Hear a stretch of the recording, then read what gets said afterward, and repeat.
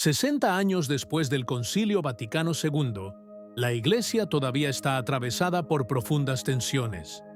5 puntos polémicos dividen a obispos, fieles y teólogos. Ahora hay un nuevo Papa, León XIV. ¿Qué camino tomará? ¿Continuidad o cambio? Quédate hasta el final, porque podríamos estar ante un punto de inflexión que lo cambiará todo. 60 años después de la apertura del Concilio Vaticano II, la Iglesia Católica sigue inmersa en un debate que no muestra señales de disminuir. Para algunos, el concilio fue un nuevo Pentecostés. Para otros, el comienzo de una larga y dolorosa crisis doctrinal y de identidad. Lo cierto es que las decisiones tomadas entre 1962 y 1965 tuvieron un impacto profundo y duradero en el rostro de la Iglesia, en su modo de celebrar, de predicar, de gobernar e incluso de creer. La elección del Papa Francisco en 2013 dio una aceleración a muchas de las reivindicaciones conciliares: sinodalidad, diálogo interreligioso, nueva moral pastoral. Pero hoy, con la elección de León XIV, se abre una posibilidad inédita de discernimiento y tal vez de corrección. El nuevo pontífice, evitando cualquier ruptura sensacionalista, ya ha enviado señales inequívocas, desde la elección de su nombre hasta el regreso a la residencia en el Palacio Apostólico, pasando por la atención a la liturgia y a la unidad doctrinal. Uno de los cambios más discutidos que surgieron del Concilio Vaticano II fue la introducción del concepto de colegialidad episcopal, establecido en la Constitución Lumen Gentium. El documento insistió en que, junto con el Papa, todo el colegio episcopal comparte la responsabilidad y la guía de la Iglesia Universal. Una formulación que, aún manteniendo el primado petrino, se abría a interpretaciones ambiguas, a menudo utilizadas para debilitar la autoridad papal y fortalecer las conferencias episcopales locales. El Papa Francisco ha impulsado con decisión esta línea, subrayando el tema de la sinodalidad. Una iglesia que camina junta, con procesos de escucha, consulta e incluso votación. Sin embargo, para muchos teólogos y pastores fieles a la tradición, esto ha terminado por traducirse en una verdadera fragmentación del gobierno eclesial, donde la unidad doctrinal se ve amenazada por obispos que interpretan libremente normas y prácticas. En este contexto, León XIV ha dado las primeras señales de un posible reequilibrio. Sin negar el valor de la consulta fraterna entre los obispos, recordó con fuerza el vínculo orgánico con el sucesor de Pedro, afirmando que la verdadera sinodalidad nace solo en la comunión vertical, no en la horizontalidad democrática. Sus primeras palabras después de su elección, "En un solo Cristo somos uno", no son una fórmula vaga, sino una referencia teológica precisa a la unidad jerárquica de la Iglesia, fundada en la Eucaristía, la tradición y el ministerio petrino. Uno de los documentos más controvertidos del Concilio Vaticano II, Dignitatis Humanae, representa un punto de inflexión histórico en el modo en que la Iglesia se relaciona con la cuestión de la libertad religiosa.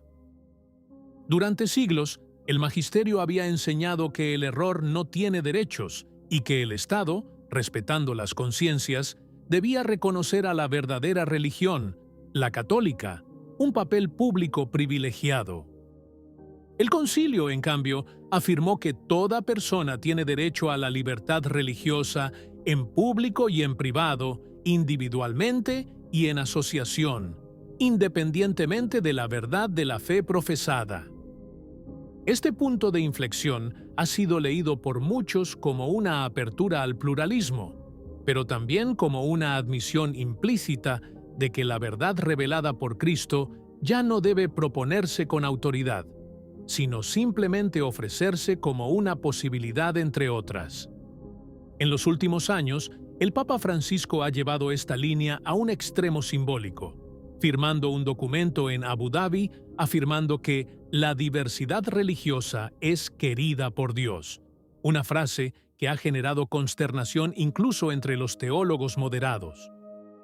En su primer discurso programático, León XIV no mencionó explícitamente la dignitatis humanae, pero recordó con fuerza el concepto de libertas ecclesiae, la libertad de la Iglesia para proclamar el Evangelio sin compromisos con el espíritu del mundo. Se trata de un cambio de énfasis significativo. Ya no es la libertad del individuo de creer lo que quiere, sino la libertad de la Iglesia de proclamar lo que es verdad. En una época en la que la fe se relativiza, se reduce a una elección subjetiva, León XIV parece querer volver a una visión más clásica. La libertad no es el fin, sino el medio para adherirse a la verdad. Y la verdad, para la Iglesia Católica, tiene un nombre y un rostro: Jesucristo. El Concilio Vaticano II, con el decreto Unitatis Redintegratio, marcó un cambio radical en el modo en que la Iglesia Católica se relaciona con los cristianos no católicos. Por primera vez se habló abiertamente de iglesias hermanas, de elementos de santificación presentes incluso fuera de los confines visibles de la Iglesia Católica y de un camino común hacia la unidad. Este enfoque, concebido inicialmente como un retorno de los cismáticos a la plena comunión con Roma, se ha convertido con el tiempo en un tipo de ecumenismo horizontal, donde se toleran diferencias doctrinales en nombre de una fraternidad indistinta. El diálogo interreligioso, por su parte, ha seguido una trayectoria similar. De herramienta pastoral se ha convertido a menudo en una plataforma ideológica, en la que la fe católica parece replegarse para no ofender al otro. El Papa Francisco ha encarnado plenamente esta visión, promoviendo encuentros con líderes religiosos de todas las confesiones, incluso a costa de la ambigüedad teológica. Emblemáticos fueron sus viajes a Asís e Irak, y la firma con el gran imán de Al-Azhar del documento de Abu Dhabi, donde se sitúa la fraternidad universal como base de la paz global. ¿Pero a qué precio? León XIV, sin negar el diálogo como instrumento de caridad y diplomacia, mostró una nueva sobriedad en sus gestos. Su teología, influenciada por la escuela agustiniana, sitúa la verdad en el centro antes que la relación. Podemos dialogar, pero sin ofuscar jamás la singularidad salvífica de Cristo y la unicidad de la Iglesia por él fundada. Entre las reformas más visibles y discutidas surgidas del Concilio Vaticano II, la litúrgica es sin duda la más emblemática. La Constitución Sacrosanctum Concilium fue elaborada con la intención declarada de promover una actuosa participatio de los fieles en el misterio litúrgico. Lo que siguió, sin embargo, fue mucho más que una simple actualización. Nació un nuevo rito, la llamada Misa Normativa, o Novus Ordo, promulgado por Pablo VI en 1969. A lo largo de los años, muchos fieles, sacerdotes y teólogos han denunciado un abandono sustancial del lenguaje sagrado, del sentido del misterio y de la continuidad litúrgica con la tradición. El altar orientado hacia el pueblo, la supresión del latín, las improvisaciones litúrgicas, la música profana, todo ello contribuyó a una percepción desacralizadora del culto católico. El Papa Francisco, alejado del mundo de la liturgia tradicional, ha mostrado cierta intolerancia ante el creciente apego de muchos jóvenes a la misa en rito tridentino. Con el motu proprio Traditionis Custodes, limitó drásticamente la celebración según el misal de 1962, vinculándola a la autorización episcopal previa y presentándola como un potencial instrumento de división eclesial. León XIV, aunque todavía no ha derogado formalmente la disposición de su predecesor, ha enviado señales muy diferentes. Su primera celebración pública como pontífice fue sobria, en latín, con el uso de la casulla romana. En una homilía posterior, habló de la liturgia como un lugar de adoración, no de animación, subrayando la necesidad de recuperar el sentido de lo sagrado y de lo invisible. Muchos ven en estas elecciones el inicio de un posible replanteamiento de la reforma litúrgica postconciliar. Sin rechazar el Novus Ordo, León XIV podría devolver dignidad y espacio a la forma extraordinaria, reconociendo que la tradición litúrgica de la Iglesia no es una nostalgia, sino expresión viva de su dogma. El Concilio Vaticano II introdujo un nuevo lenguaje en la vida eclesial, centrado en el concepto de pueblo de Dios y en la valorización de los laicos. Esto ha fomentado, al menos inicialmente, una renovada conciencia de corresponsabilidad en la misión de la Iglesia.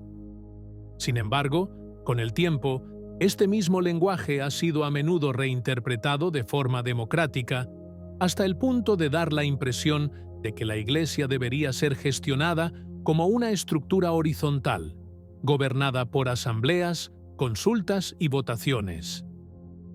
En los últimos años, esta tendencia se ha acentuado bajo el pontificado del Papa Francisco, especialmente con la insistencia en la sinodalidad como modo de ser Iglesia. Asambleas locales, cuestionarios globales, participación de los no creyentes en los procesos de toma de decisiones eclesiales. Todo esto ha despertado entusiasmo en algunos, pero también desorientación y miedo en quienes temen una disolución de la estructura sacramental de la Iglesia en favor de una lógica asamblearia.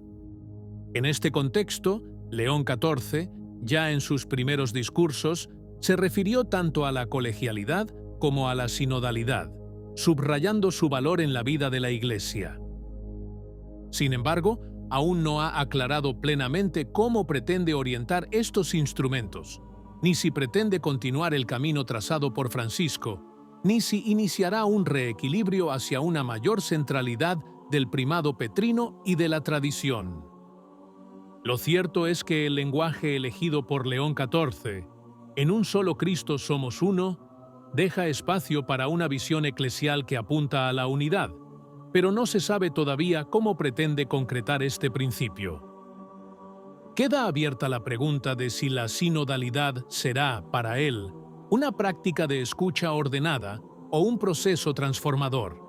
Es demasiado pronto para sacar conclusiones, pero es momento de vigilancia y discernimiento. ¿Qué opinas? Si te gustó el vídeo, comenta «Amén». Dios lo bendiga.